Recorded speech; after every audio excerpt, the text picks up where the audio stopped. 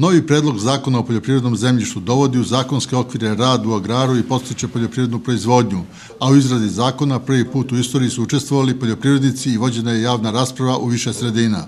Republika Srbija na godišnjem nivou izgubi blizu gotovo 100 miliona evra zbog uzurpiranog poljoprivrednog zemljišta koji iznosi negde preko 500.000 hektara. 500.000 hektara.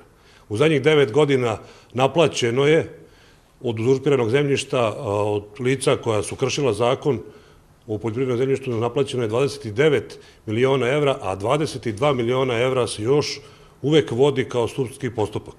Demokrate i tajkuni kritikuju predlog zakona o poljoprivrednom zemljištu, ukazuje Sušec. Obično smo izloženi ovih dana raznim kritikama onih koji su u prošlom periodu prodali gotovo blizu 300 i nešto hiljada hektara državne zemlje po ceni od 50 miliona, a ta cena je sada negde blizu 3 milijarde evra, za 50 miliona evra, što znači da je po hektaru bilo ispod 200 evra. Izloženi smo kritikama onih interesnih grupa koje su raznim tajkonskim privatizacijama uz podršku vlasti bivšeg režima stekli enormno velika bogatstva i oni danas kritikuju ovaj zakon koji uvodi rad, red i disciplinu, svrstava sve ono što je u interesu naših poljoprivrednika, ne samo u Vojvodini, nego u celoj Republici Srbiji, u zakonske okvire, izloženi smo njihovim kritikama.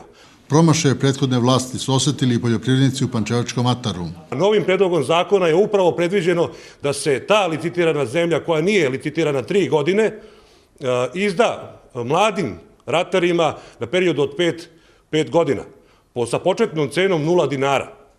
Pa ja bih voleo da pitam tu gospodu koja nas optužuju da je ovaj zakon da ide na ruku da se poljoprivredna zemlja proda stranim investitorima. Ja moram da podsjetim građane autonomne pokrajine Vojvodine pogotovo da je preko 22.000 hektara, da je bivši režim i ovi danas kritizeri da su učestvovali u prodaji blizu 22.000 hektara stranim državljanima Hrvatske, Mađarske, Irske.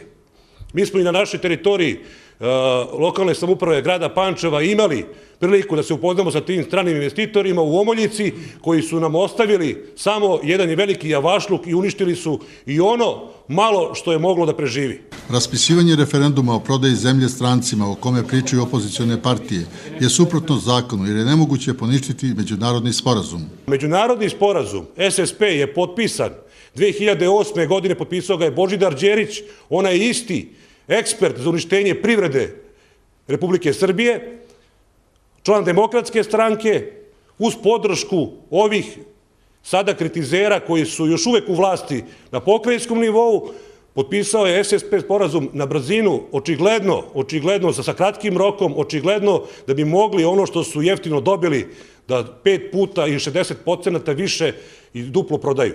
Prema tome, SSP sporazum je potpisan 2008. a 1.9.2017. godine stupa na snagu. Agrar treba da postane motor razvoja Srbije, a vlada Srbije će uložiti velike napore kada je u pitanju prodaja zemlje strancima, kako bi se zaštitili poljoprivrednici u Srbiji, istakao je Sušec.